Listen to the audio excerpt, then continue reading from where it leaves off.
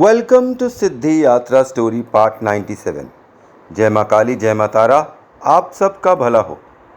आज के इस एपिसोड में हम कुल देवता और कुल देवी के बारे में बात करेंगे। तो भारत में कई समाज या जाति के कुल देवी और देवता होते हैं। इसके अलावा पितृदेव भी होते हैं। भारतीय लोग हज़ारों वर्षों से अपनी कुल देवी और देवता की पूजा करते आ रहे हैं। कुल देवी और कुल देवता को पूजने के पीछे एक गहरा रहस्य है जो बहुत ही कम लोग जानते होंगे। आइए जानते हैं सभी के कुल देवी और देवता अलग अलग क्यों होते हैं, पृथक पृथक क्यों होते हैं। मतलब हर जगह हर कुल और कुल देवी और देवता सबके अलग अलग क्यों होते हैं और उन्हें क्यों पूजना जरूरी होता है। जन्म, विवाह आदि मंगलिक कार्यों में कुल देवी या देवताओं के स्थान पर जाकर उनकी पूजा की जाती है या उनके नाम की स्तुति की जाती है। इसके अलावा एक ऐसा भी दिन होता है जबकि संबंधित कुल के लोग अपनी देवी और देवता के स्थान पर इकट्ठा होते हैं। जिन लोगों को अपनी कुल देवी और देवता के बारे में नहीं मालूम है या जो भूल गए हैं, वे अपने कुल की शाखा और जड़ों से कट गए हैं। सवाल यह है कि कुल देवता और कुल देवी सभी के अलग अलग क्यों होते हैं। इसका उत्तर यह है कि कुल अलग है तो स्वाभाविक है कुल देवी और देवता भी अलग अलग ही होंगे। दरअसल हजारों वर्षों से अपने कुल को संगठित करने और उनके इतिहास को संरक्षित करने के लिए ही कुल देवी और देवताओं को एक निश्चित स्थान पर नियुक्त किया जाता है। यह स्थान उस वंश या कुल के लोगों का मूल स्थान होता है। मान लो कोई व्यक्ति गुजरात में रहता है लेकिन उसके कुल देवी और देवता राजस्थान के किसी स्थान पर हैं। यदि उस व्यक्ति को यह मालूम है कि मेरी कुल देवी और कुल देवता उक्त स्थान पर हैं, तो वो वहाँ जाकर अपने कुल के लोगों से मिल सकता है। वहाँ हज़ारों लोग किसी खास दिन इकट्ठा होते हैं। इसका मतलब यह है कि वे हज़ारों लोग आप ही के कुल के हैं। हालांकि कुछ स्थान प्रसिद्ध हो गए हैं कि इसलिए वहाँ पर दूसरे कुल के लोग भी आते जाते रहते हैं और दर्शन करने आते हैं। उदाहरण, आपके परदादा ने किसी दौर में कहीं से किसी भी कारणवश पलायन करके जब किसी दूसरी जगह रैन बसेरा बसाया होगा, तो निश्चित ही उन्होंने वहाँ पर एक छोटा सा मंदिर बनाया होगा जहाँ पर आपके कुल देवी और देवता की मूर्तियाँ रखी होंगी। सभी उस मंदिर से जुड़े रहकर यह जानते थे कि यह हमारे कुल का मूल क्या है। यह उस दौर की बात है जब लोगों को आक्रांताओं से बचने के लिए एक शहर से दूसरे शहर या एक राज्य से दूसरे राज्य में पलायन करना होता था। ऐसे में वे अपने साथ अपने कुल और जाति के लोगों को संगठित और बचाए रखने के लिए वे एक जगह एक ऐसा मंदिर बनाते थे जहाँ पर उनके कुल के बिखरे हुए लोग इकट्ठा हो सकें। पहले यह होता था कि मंदिर से जुड़े व्यक्ति के पास एक बड़ी सी पोथी होती थी जिसमें वह उन लोगों के नाम, पते और गोत्र दर्ज करता था जो आकर दर्ज करवाते थे। इस तरह एक ही कुल के लोगों का एक डेटा तैयार हो जाता था। यह कार्य वैसा ही था जैसा कि गंगा के किनारे बैठे पंडे होते हैं ना, कुल और गोत्र के नाम दर्ज करते हैं।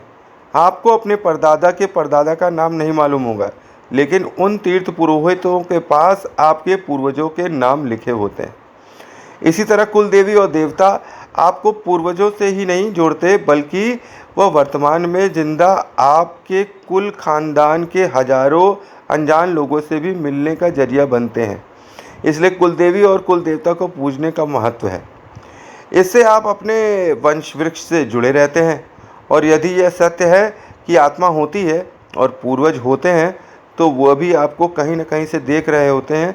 उन्हें यह देखकर अच्छा लगता है और वे आपको ढेर सारे आशीर्वाद प्रदान करते हैं। आप फिर से समझें कि प्रत्येक हिंदू परिवार किसी न किसी देवी देवता ऋषि के वंशज से संबंधित है। उसके गोत्र से यह पता चलता है कि वह किस वंश से संबंधित है।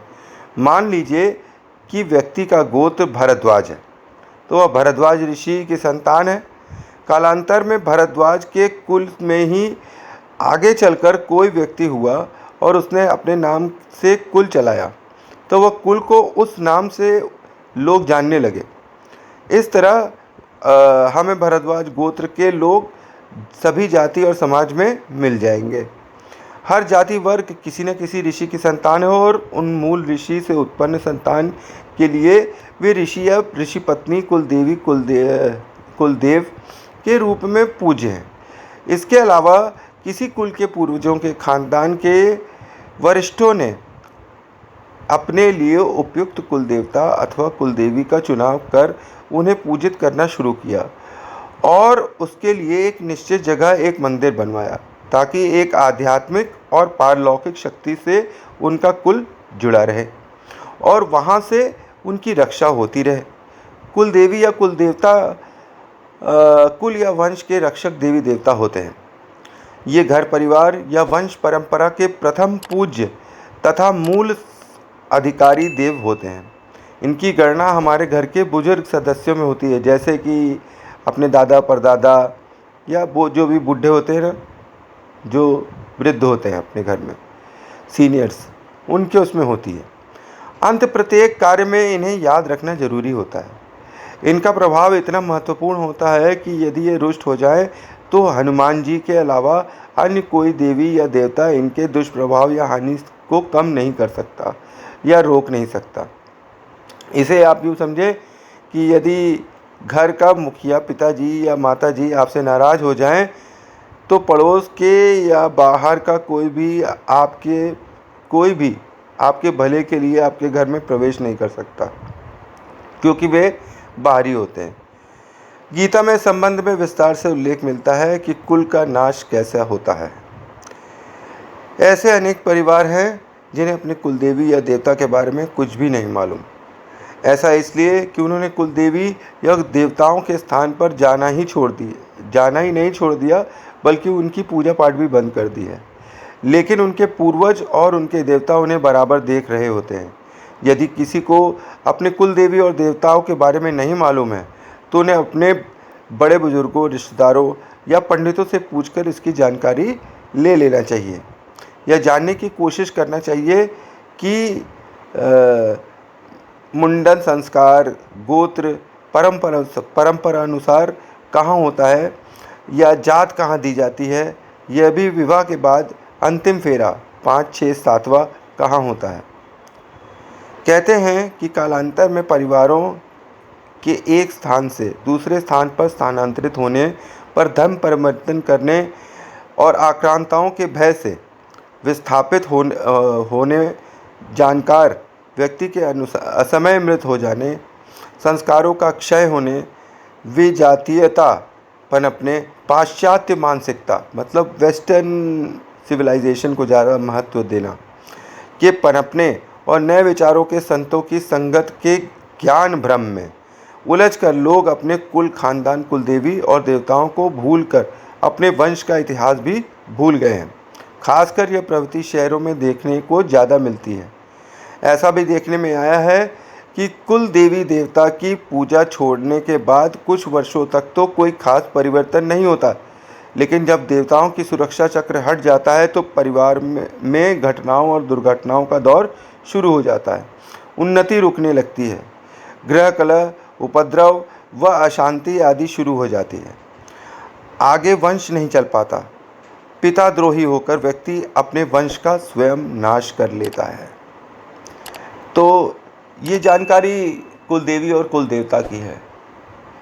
आई होप आपको ये जानकारी पसंद आई होगी। आपके भी कुलदेवी देवता होंगे, जैसे हमारे कुलदेवी देवता में कुलदेवता हमारे शंकर भगवान हैं और श्रीनाथ जी हैं। श्रीनाथ बाबा जी हमारे गांव में उनका मंदिर है।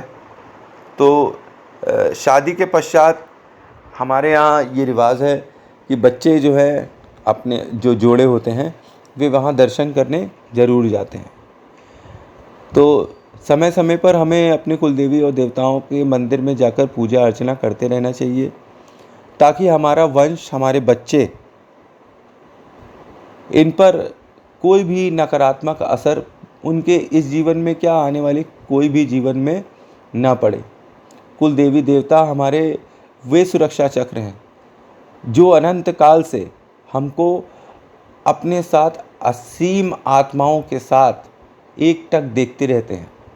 असीम आत्माएं मतलब समझते हैं, आपके जितने भी पूर्वज होंगे उनकी आत्माओं के साथ आपके कुल देवी देवता उनके पुण्यों के साथ बैठकर आपको आशीर्वाद दे रहे हैं। तो इसलिए समय समय पर जाकर अपने कुल देवी देवताओं के दर्शन करने चाहिए और अपने बच्चों को भी ये प्रेरणा देनी चाहिए कि वहाँ जाकर पूजा अर्चना और दर्शन करते रहना चाहिए। हमें अपने रूट्स को नहीं भूलना चाहिए। कुल देवी और देवता एक कह सकते हैं कि हमारे रूट्स हैं। अच्छा, 10 मिनट हो गए। Thanks for watching. जय माँ काली, जय माँ तारा। आप सबका भला हो।